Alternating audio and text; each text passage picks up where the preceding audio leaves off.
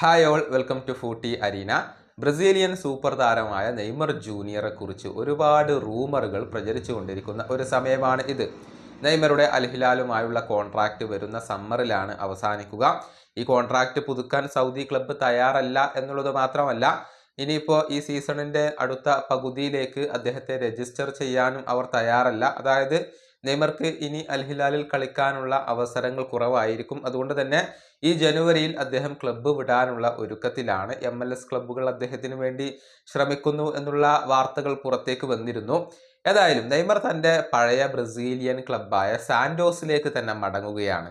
സാന്റോസുമായി ഒരു അഗ്രിമെന്റിൽ എത്താൻ ഇപ്പോൾ നെയ്മർ ജൂനിയർക്ക് കഴിഞ്ഞിട്ടുണ്ട്. ഫുട്ബോൾ ലോകത്തെ പല പ്രധാനപ്പെട്ട മാധ്യമ പ്രവർത്തകരും അതുപോലെ തന്നെ ബ്രസീലിയൻ ഫുട്ബോൾ മാധ്യമങ്ങളും ഇക്കാര്യം ഇപ്പോൾ സ്ഥിരീകരിച്ച് കഴിഞ്ഞിട്ടുണ്ട്. അതായത് നെയ്മറും സാന്റോസും തമ്മിൽ ഇപ്പോൾ സാലറിയുടെ കാര്യത്തിൽ ഒരു ധാരണയിൽ എത്തിക്കഴിഞ്ഞു എന്നാണ് അറിയാൻ സാധിക്കുന്നത്. ഇനിയിപ്പോൾ അൽ ഹിലാലാണ് തീരുമാനം എടുക്കേണ്ടത്.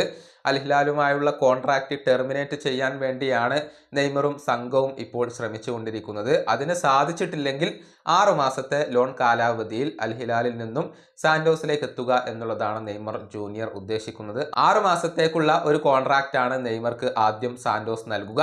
പിന്നീട് 1 വർഷത്തേക്ക് കൂടി ഈ കോൺട്രാക്റ്റ് പുതുക്കാനുള്ള ഒരു ഓപ്ഷൻ അവിടെ ലഭ്യമായിരിക്കും എന്നുള്ളതാണ്. ഏതായാലും ഏത് രൂപത്തിലാണ് കാര്യങ്ങൾ പുരോഗമിക്കുക എന്നുള്ളത് കാത്തിരുന്നു കാണേണ്ട കാര്യമാണ്. നെയ്മർ ജൂനിയർ സാന്റോസിലേക്ക് വരാൻ തീരുമാനിച്ചിട്ടുണ്ട്. ഇനിയിപ്പോൾ അൽ ഹിലാലാണ് ഇവിടെ ഒരു ഫൈനൽ ഡിസിഷൻ എടുക്കേണ്ടത്. ഈ വീഡിയോയുടെ അവസാനിപ്പിക്കുന്നു. അടുത്ത വീഡിയോയുമായി വീണ്ടും കാണാം.